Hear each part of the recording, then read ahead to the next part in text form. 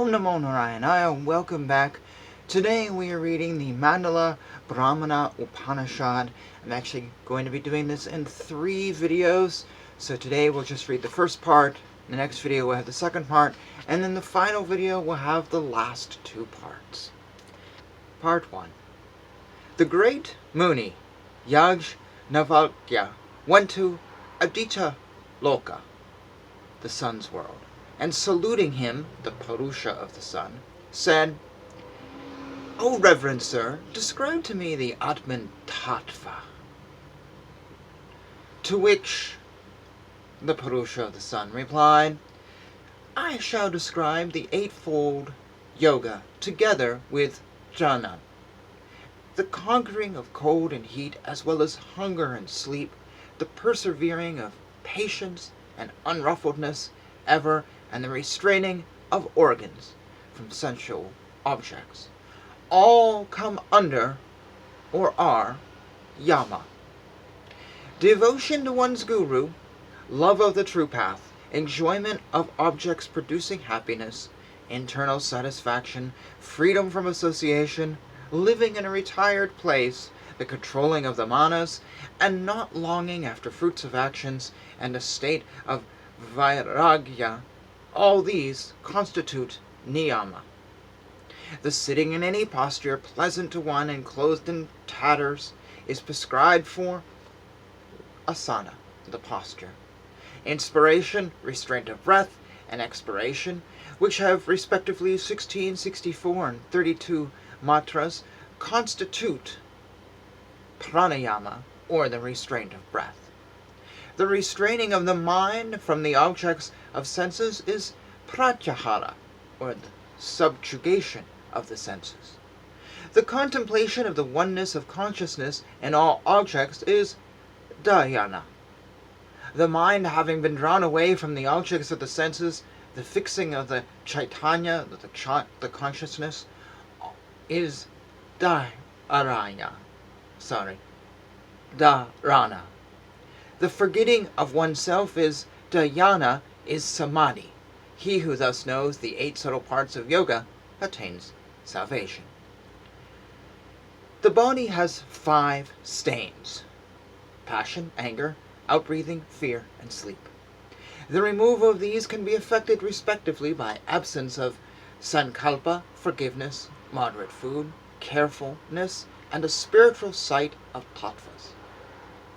In order to cross the ocean of samsara, where sleep and fear are the serpents, injury are the waves, thirst is the whirlpool, and wife is the mire, one should adhere to the subtle path, and overstepping tattva and other gunas should look out for taraka. Taraka is Brahma, which being in the middle of the 2 eyebrows, is the nature of the spiritual effulgence of Satchidananda. The spiritual seeing through the 3 kinds of introvision is the means to Brahman. Susumna, which is from the Muladhara to Brahmarandra, has the radiance of the sun. In the center of it is Kundalini, shining like crores of lightning and subtle as the thread in the lotus stalk. Tamas is destroyed there. Through seeing it, all sins are destroyed. When the 2 ears are closed by the tips of the forefingers, a booming sound is heard. When the mind is fixed on it, it sees a blue light between the eyes, as also in the heart. This is antarlaksha, or internal introvision. In the bahirlaksha, or external introvision, one sees an order before his nose, at distance of 4, 6, 8, 10, and 12 digits, the space of blue color, then a color resembling indigo black, and then shining as red in a wave, and then with the 2 yellow and orange-red colors. Then he is a yogin. When one looks at the external space moving the eyes and sees streaks of light at the corners of his eyes, then his vision can be made steady. When one sees spiritual light above his head 12 digits in length, then he attains the state of nectar. In the Madhya Laksha, the middle one sees the variegated colors of the morning, as if the sun, the moon, and fire had joined together in the Akasha that is without them. Then he comes to have their nature of light. Through practice, he becomes one with Akasha, devoid of all gunas and peculiarities. At first, Akasha, with its shining stars, becomes to him Para Akasha, as dark as tamas itself, and he becomes one with Para Akasha, shining with stars and deep as tamas. Then he becomes one with the Maha Akasha, resplendent with the fire of the deluge. Then he becomes one with Tattva Akasha, lighted with brightness, which is the highest and best of all. And then he becomes one with the Surya Akasha, brightened by a crore of suns. By practicing thus, he becomes one with them. He who knows them becomes thus. Know that yoga is twofold through its division into the earlier and the later. The earlier is taraka, and the later is the mindless. Taraka is divided into murti, that it being with limitation, and amurti, without limitation. That is murti taraka, which goes to the end of the senses. That is amurti taraka, which goes beyond the two eyebrows, above the senses. Both these should be performed through manas. Internal vision associated with manas comes to aid taraka. Spiritual light appears in the hole between the two eyebrows. This taraka is the earlier one. The later is amanaska. The great light is above the root of the pollen. By seeing it, one gets the cities, anima, and others. Sambhavi mudra occurs when the spiritual vision is eternal, while the physical eyes are seeing externally without winking. This is the great science which is concealed in all the tamas. When this is known, one does not stay in samsara. Its worship or practice gives salvation. Antalaksha is of the nature of Jala Jyotis. It is known by the great rishis and is invisible both to the internal and external senses. Sahasrara Jala Jyotis is the Antar Laksha. Some say the former Purusha in the cave of Bodhi, beautiful in all its parts, is Antar Laksha. Some say again that the all-crescent Nilakantha, accompanied by Uma, his wife, and having 5 months in lengthen in the midst of the spear in the brain, is Antalaksha, while others say that the Purusha of the dimension of a thumb is Antalaksha. A few again say Antalaksha is the one self made supreme through introvision in the state of Jiva Mukta. All the different statements above made pertain to Atman alone. He alone is Brahmanisha, who sees that the above Laksha is pure Atman. The Jiva, which is the 25th tattva, having abandoned the 24 tattvas, becomes a Jiva Mukta through the conviction that the 26th tattva is I alone. Becoming one with Brahman is the emancipated state by the means of introvision, and Jiva becomes one with the partless sphere as Param Akasha. That's part 1. And so many Sanskrit words in here that get it to be complicated. But essentially, this just outlined the stages of a yogi. Developing it's a union, to simplify it.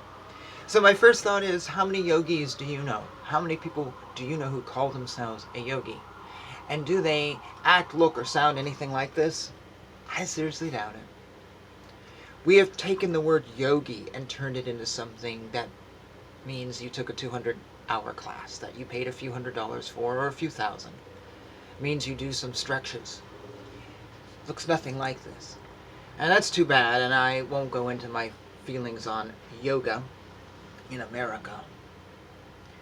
But we've lost something, because this is amazing, and this should be, if you're a very spiritual, religious person, this should be your goal, is of achieving this.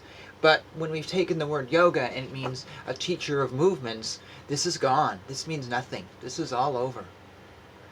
And that teacher of movements, the whole point of a yogi was to achieve this. This is the text that tells you what a yogi is. So this modern definition, what are they achieving? Happiness? They're feeling good?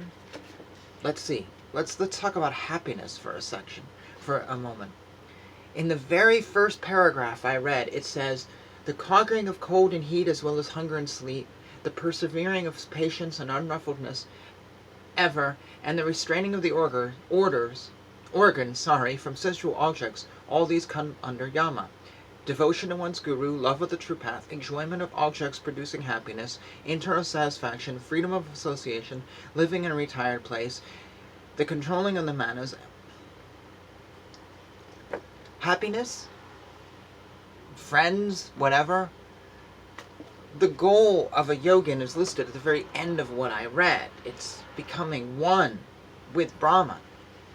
Doesn't say anything about having friends and a successful business. And actually, those things would go in the beginning of this and are things that need to be controlled.